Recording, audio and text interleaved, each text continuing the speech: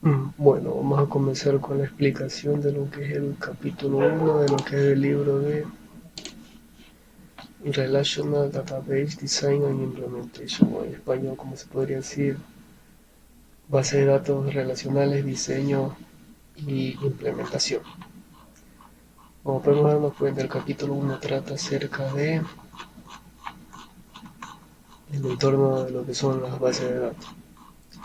Vamos a ir revisando cada uno de los temas que competen a este capítulo, irlos revisando y explicando poco a poco. Bueno, acá tenemos lo que ya el documento, lo que es traducido, lo que es el entorno de las bases de datos. Aquí lo que se realiza es como un énfasis en un ejemplo de la vida real acerca de cómo funcionarían las bases de datos. Aquí, por ejemplo, se hace hincapié en lo que es una empresa, que sea una librería, por ejemplo aquí ellos. Y ellos dicen que, por ejemplo, los clientes traen los libros que ya han utilizado o han pedido créditos en una biblioteca. Y ya, pues, y esos créditos se pueden aplicar para la compra de libros en tienda, o yo qué sé. Pero ese finalmente se basa en que lo que es una biblioteca maneja demasiados procesos, pero no lleva un registro preciso de lo que tienen en sus estantes. O sea, ellos no saben qué es lo que tienen debido a que no manejan lo que son las bases de datos, y por eso hacen un hincapié con un pequeño ejemplo de lo que podría ser importante aplicar bases de datos en una biblioteca. Bueno, aquí dice una frase demasiado importante de lo que es para lo que son las bases de datos, que dice que los datos forman la base de casi todo lo que hace una organización que maneja dinero. Y en cierta parte es verdad, porque si una empresa no contiene datos, o sea, no tiene nada. Se podría decir que una empresa sin datos no tiene nada, porque si por ejemplo un cliente va y adquiere cierto producto cada semana y yo qué sé, el empresario no tiene constancia de eso, que ese cliente ha estado yendo y comprando constantemente ese producto, él no va a saber que ese cliente es fijo de su empresa y no va a ofrecerle, yo qué sé, ofertas, créditos, yo qué sé, algo, bonos, y poco a poco ir perdiendo lo que son las clientelas. Por eso es una importancia tener una base de datos donde se gestione todo esto. Aquí nos hablas un poco de historia, dice, que los datos siempre han sido manejados por parte de la empresa, pero por lo general de un papel, ya que así se empezó y así se continuó hasta que surgió la era de las computadoras, y en donde ya se permitía el almacenamiento de datos en forma más precisa y de forma más permanente, ya que por lo general lo que es el papel se deteriora, se daña y se pierden lo que son los datos. Y la única desventaja que hubo con la implementación de la era tecnológica de las computadoras es la automatización de los datos, ya que se requerían en ese tiempo de conocimientos especializados en lo que es en el área de lo que es la informática para poder aplicar lo que son los diferentes métodos de almacenamiento de datos. Claro que por lo general no le prestaron atención a esos pequeños problemas y la informática surgió de forma paulatina y en mayoría en escala, solo por su facilidad de acceso y manipulación de datos, como lo vemos aquí.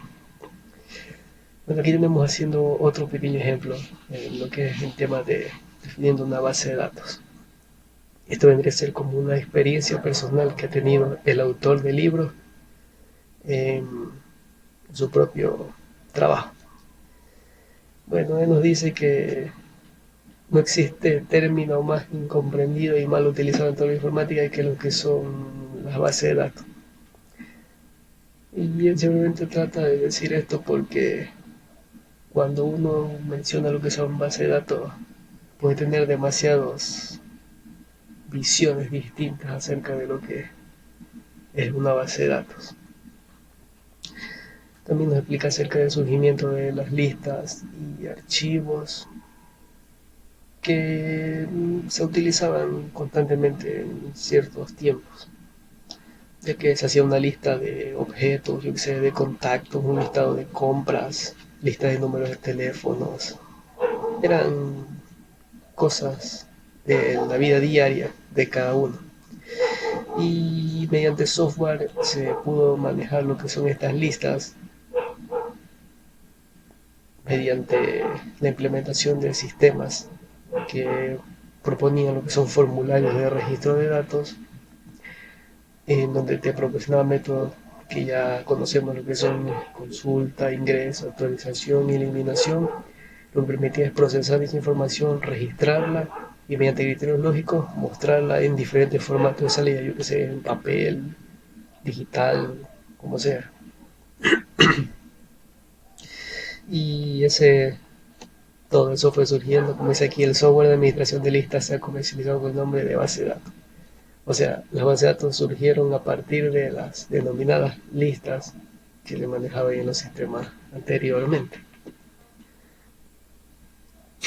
Bueno, quizás hace un hincapié acerca de lo que son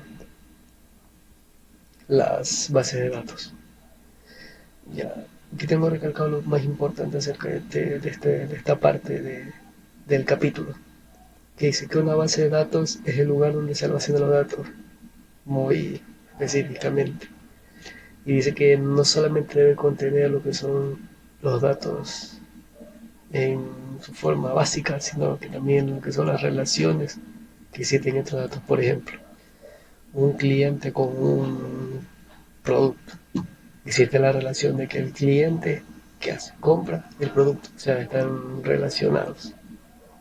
O yo qué sé, un producto está relacionado con una venta, porque un producto genera una venta y esa venta la realiza el cliente, o sea, es un círculo que se realiza y todo eso debe manejar lo que son las bases de datos.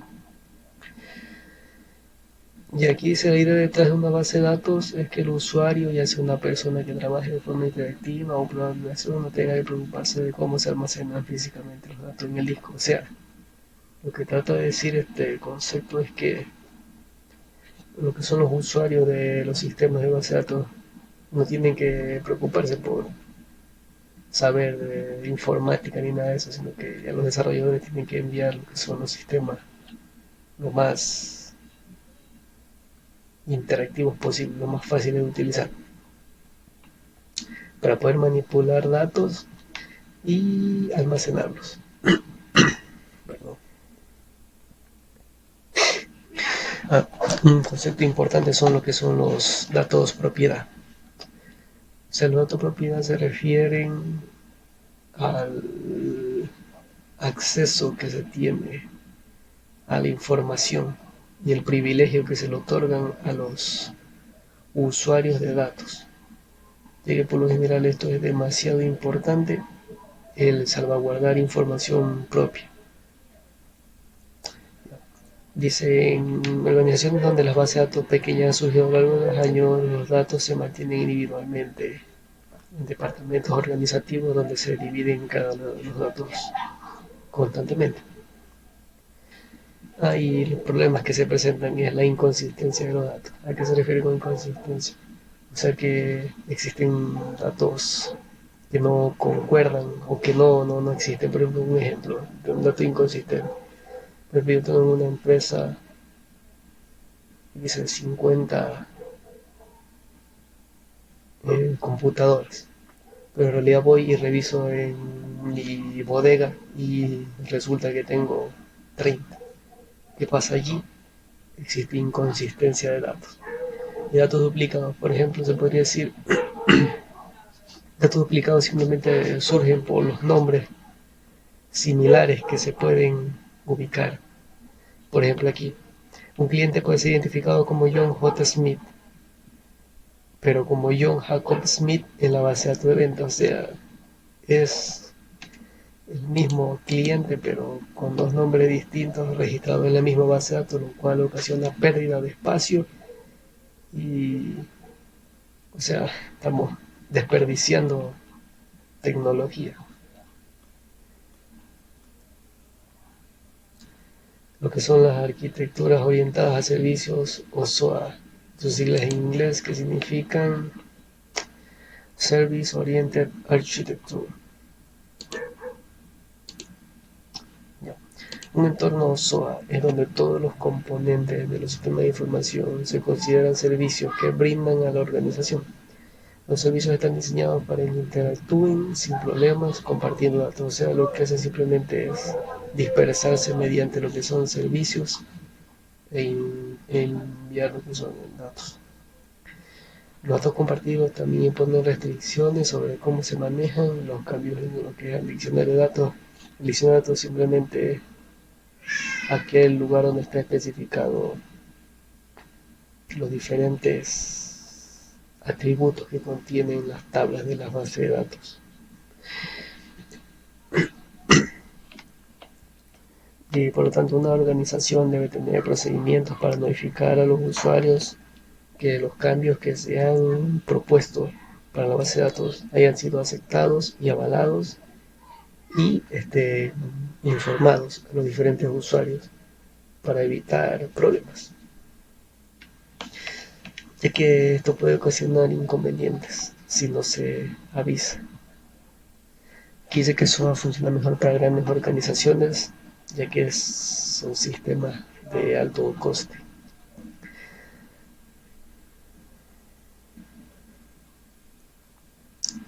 De lo que son los DBMS, que es Database Manager System o Sistema Manejador de Base de Datos, que son los DBMS.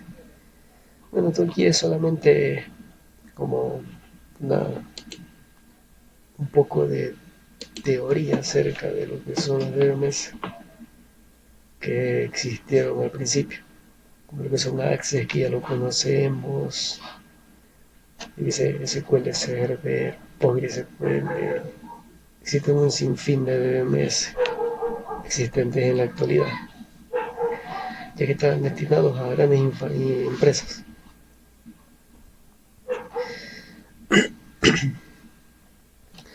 Ya, las capacidades que debe cumplir un DBMS, que son importantísimas.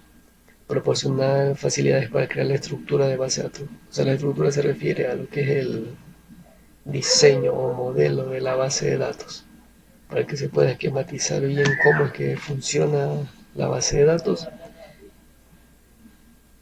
de forma lógica. ¿Ya?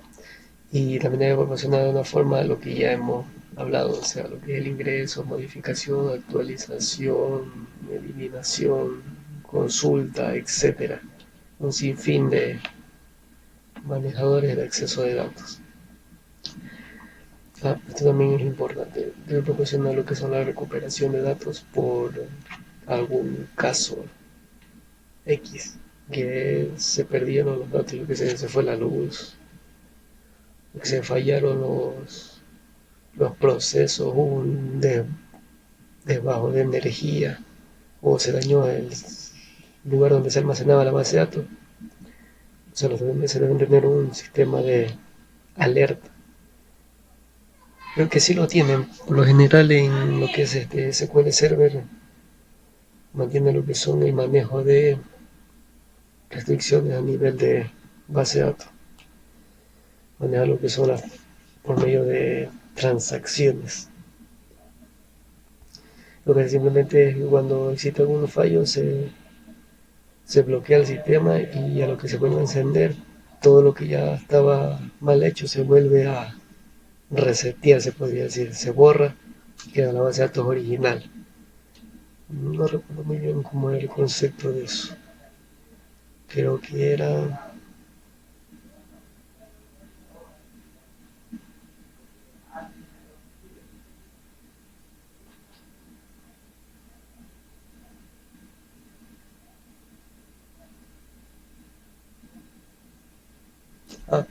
lo que son los rollback y los commit. Son importantísimos en un DBMS. La mayoría los maneja, por lo general. Y adición que es posible interactuar con formularios básicos. El DBMS también debe contener un medio de acceso para el manejo de datos. Por lo general, como tenemos en lo que es En SQL Server un Main Studio que ya ahorita les voy a enseñar, que nos permite lo que es el ingreso, creación, actualización, todo lo que se puede hacer mediante lo que es la herramienta que provee. O sea, no es necesario saber programación de base de datos para manejar lo que es SQL Server, ya que él te provee de herramientas gráficas, como dice aquí, para dibujar formularios y hacer el diseño. Le voy a mostrar un pequeño ejemplito aquí con mi SQL Server.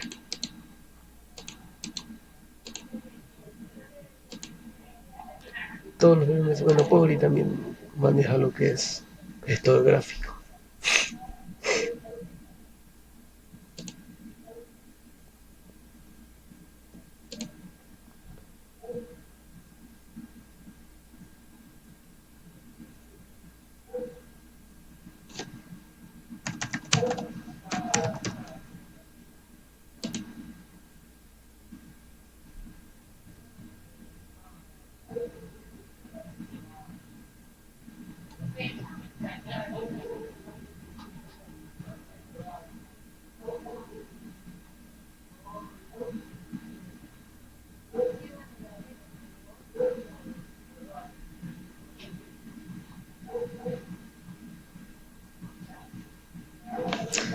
Por ejemplo, aquí, cuando aquí ya tengo un poco algunas bases de datos ya creadas, pero esto básicamente se refiere a que tenga esto.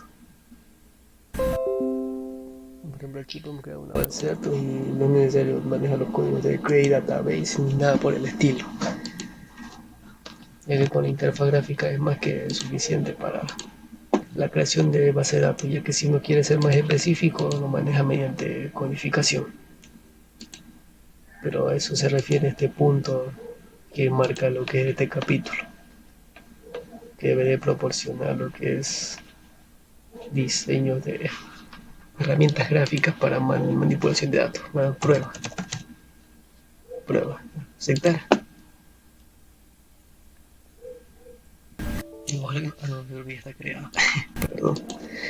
Prueba modelamiento.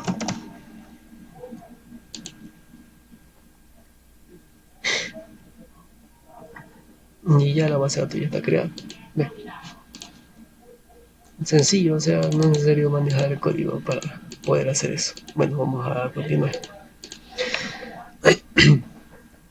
Debe ser métodos para restringir el acceso a los datos. O sea, lo que es la seguridad que debe de manejar un DMS para el acceso. Por lo general, lo que manejan lo que son los roles. Rol usuario, rol administrador, rol DBO, que es el admin. Cada DBMS tiene sus diferentes roles esquematizados para el manejo de datos. De lo que son las arquitecturas de hardware de base. Bueno, esto por lo general no tiene un poco hincapié en lo que es en lo que son las bases de datos, pero igual hay que mencionarlo porque se encuentra en el capítulo. En lo que son arquitecturas centralizadas. Bueno, básicamente, como podemos ver en la imagen, la arquitectura descentralizada se basa en un mainframe que puede ser yo qué sé, una estación de trabajo de alto rendimiento, o se puede adaptar una supercomputadora como mainframe, ubicar lo que es un controlador de comunicaciones y los multiplexores y las terminales que se conectan al mainframe. Ya, bueno, la única desventaja de este sistema es que todas las terminales que trabajan con este mainframe depende de él. O sea, si existe algún problema en el mainframe, se daña todo. O sea, es simple y sencillo. Y ya como tienen un único punto de vulnerabilidad, la seguridad es recontra mala.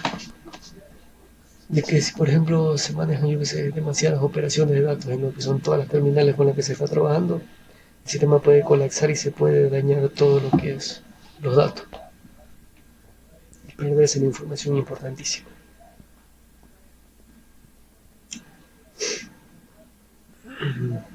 Me ha quitado lo que acabo de decir.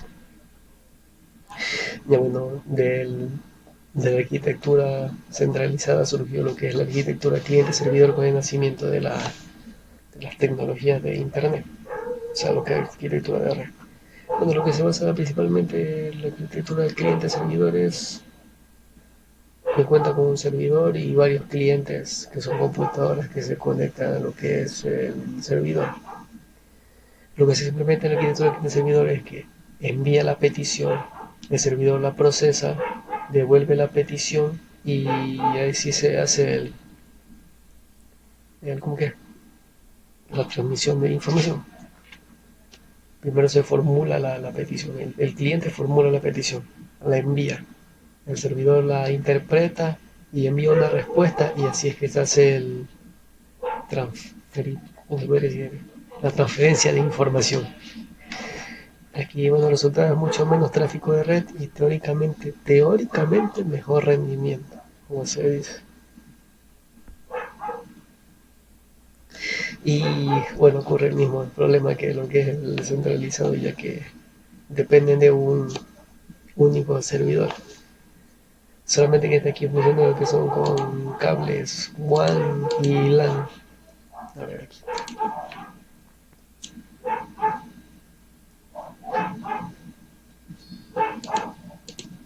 Funcionan con redes de cables WAN y LAN y ya pues, dependen de ello.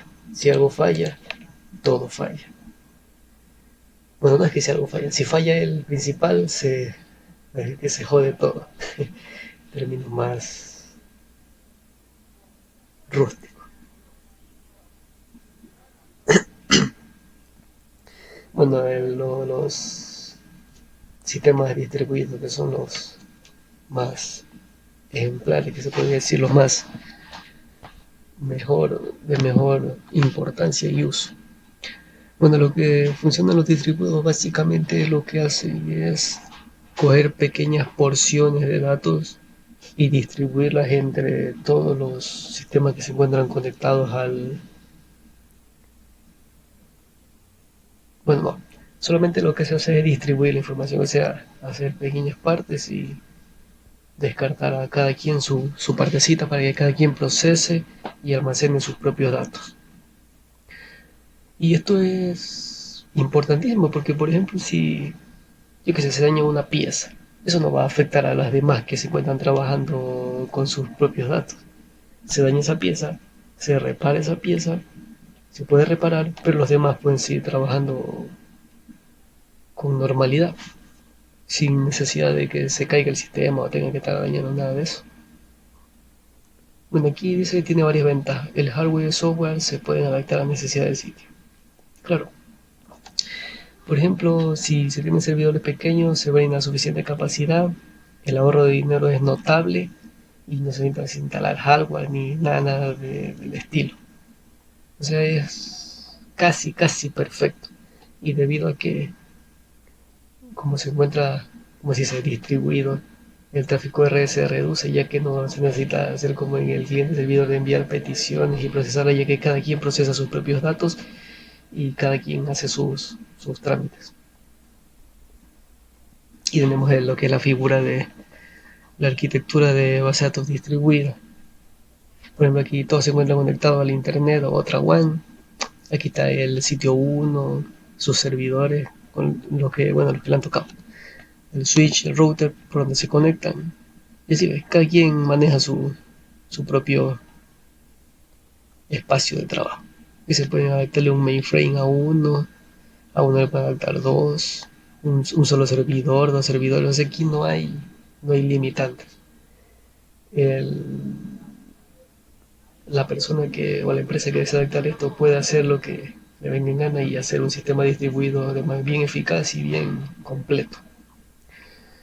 Bueno, aquí está otra ventaja. Dice que el rendimiento de las consultas locales es mejor porque no hay un desfase de tiempo para viajar a través de la WAN. Y eso es verdad porque todo se procesa en la misma computadora.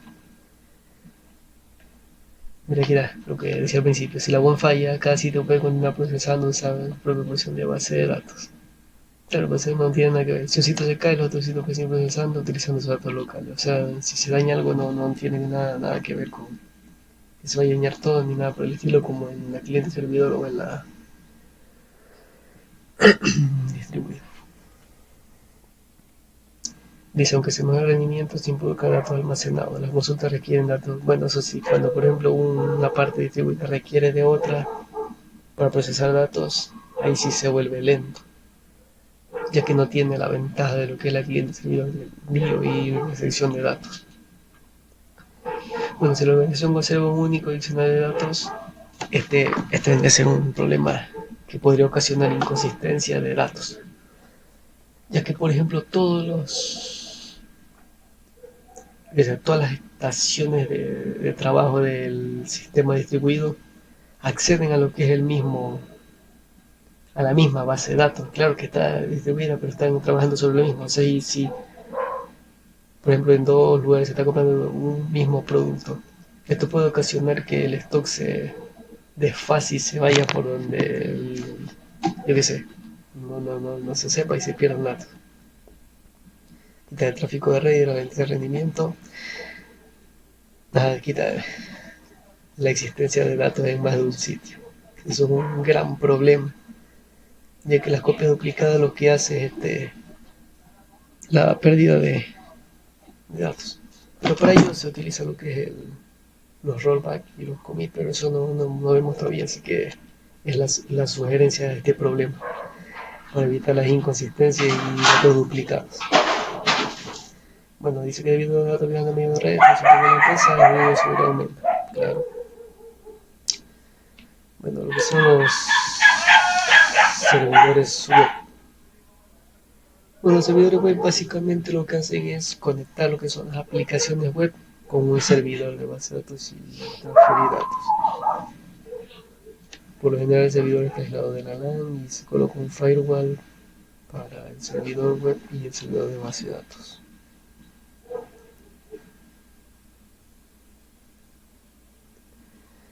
Bueno, aquí está la arquitectura de lo que es un servidor web.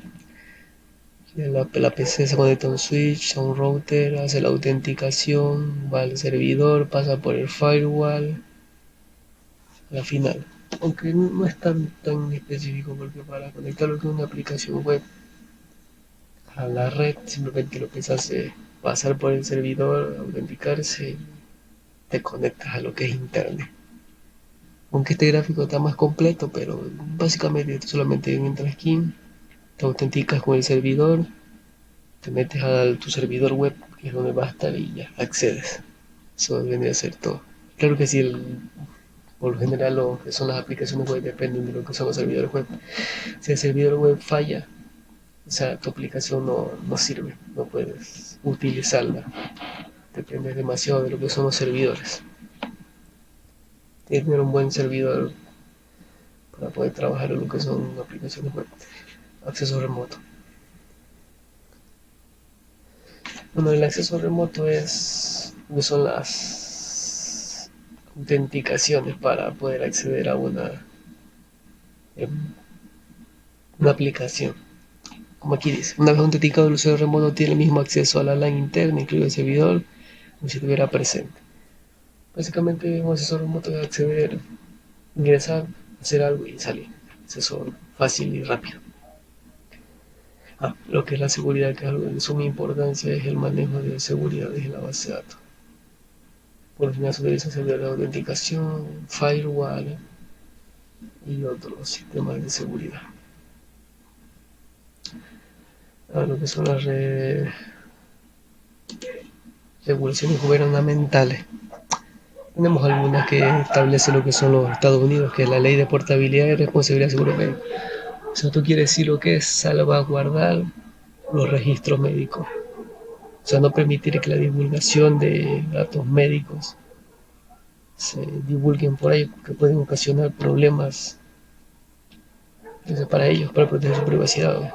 Ley de privacidad y derecho educativo de la familia, simplemente salvaguardar la privacidad de los registros educativos. Esto es simplemente como para evitar lo que son los abusos estudiantiles, yo que sé, a menores o mayores de 18 años. Pero estudiantes, me refiero a estudiantes. Bueno, Ley de protección de privacidad en línea. Bueno, esto aquí lo que dispone es restringir la solicitud y divulgación de cualquier tipo de información de un niño más que la requerida para interactuar con... O sea, por un sitio web te pide lo que son si eres mayor de edad, tu nombre, pero no por eso te va a divulgar lo que es tu información personal, que sea tu dirección, tu número de teléfono, tu correo electrónico, o sea, eso no se puede permitir de ninguna manera. Y eso está castigado por ley. Bueno, al menos en el Ecuador existe lo que es la ley orgánica de defensa está establecido. Bueno, lo que son las bases de datos heredadas simplemente son aquellas empresas que tienen ya bastante tiempo en el mercado y lo que hacen simplemente transferir sus datos de su organización pequeña para utilizarlos constantemente, pasarlo a lo que son las bases de datos actuales.